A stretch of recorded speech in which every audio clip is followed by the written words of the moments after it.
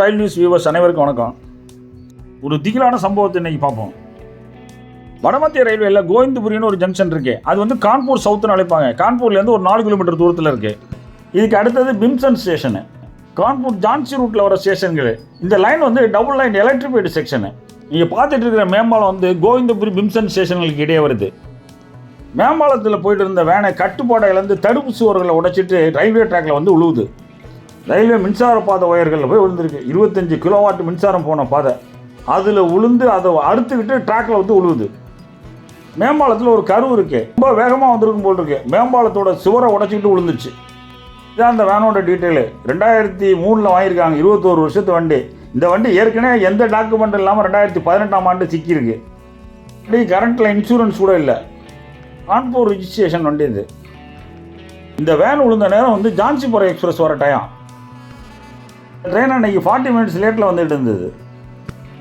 இந்த வேன் வந்து ட்ராக்கில் விழுகிற நேரம் அதிசயமாக எந்த ட்ரெயினும் இல்லாமல் போயிடுச்சு. கரெக்டாக டவுன் லைன் ட்ராக்கில் வந்து விழுந்துருச்சு. டவுன் லைனுடைய ஓவர்கட் லைன்லாம் கம்ப்ளீட்டாக இருந்துருச்சு. நீங்கள் பார்த்துட்டு இருக்கிறது அந்த ரோடு ஓவர் பிரிட்ஜு எவ்வளோ உயரம் இருக்குது, அது மேலேருந்து விழுந்துருக்கு. Driver spot out.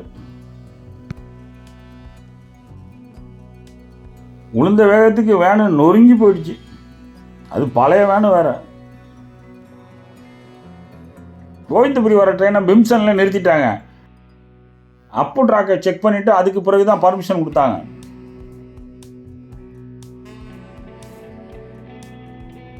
கான்பூருக்கு வர எக்ஸ்பிரஸ் ட்ரெயின் பிம்சன்லேருந்து அதுக்கப்புறம் புறப்பட்டு கோவிந்தபுரிக்கு வந்தது.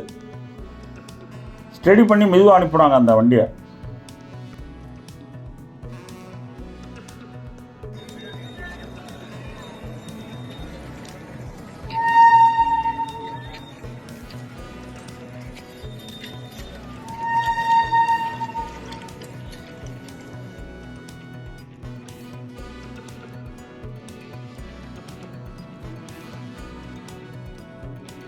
ஒரு கிரேனை கொண்டாந்து ஆக்சிடென்ட் ஆன அந்த வேனை வந்து ட்ராக்லேருந்து அப்புறம் வெளியே தூக்கி எடுத்தாங்க.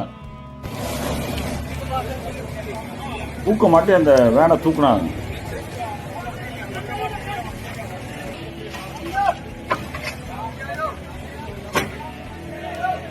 கம்ப்ளீட்டாக ட்ராக்லேருந்து அப்புறப்படுத்தி சைடில் தூக்கி போட்டாங்க.